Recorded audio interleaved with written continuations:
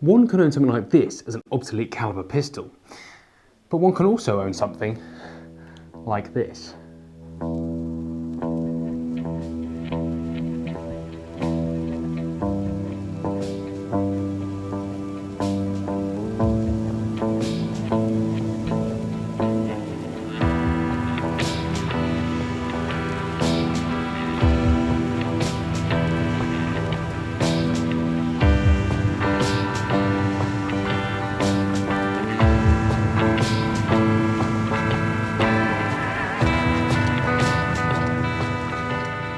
So the concept of actually putting a gun and a knife together is nothing new. In fact, they've been around, well, since as early it was a good idea to combine the two together. Henry VIII, in fact, had guns embedded in his mace that he carried around, and his guards had them put in his shields, and they were wheel-lock guns attached to swords back in the day.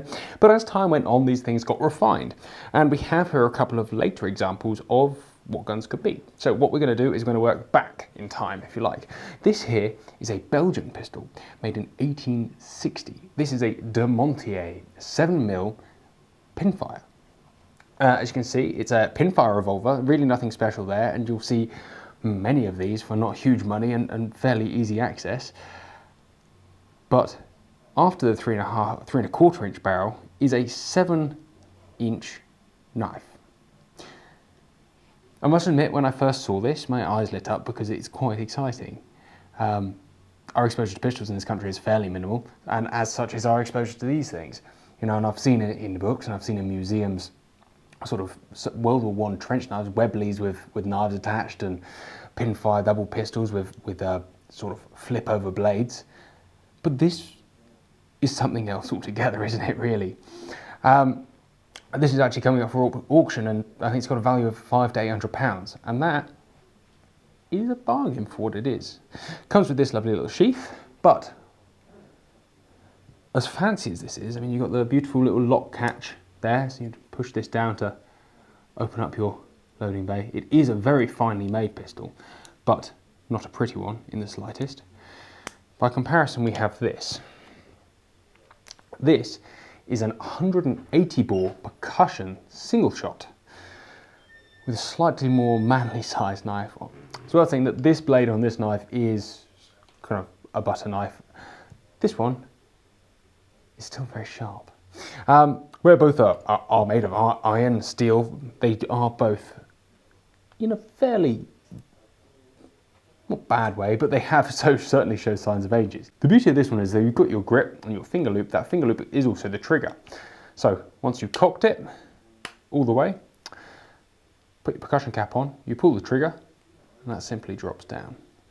This is cool, to say the least. So there's no proof marks, there's no name, there's no mark.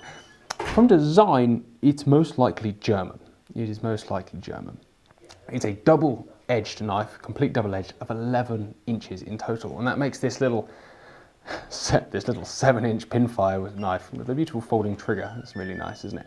Well, it kind of makes it look a little bit silly. And the fact this one's only £300 to £500, how can you not be endeared into owning something that beautiful?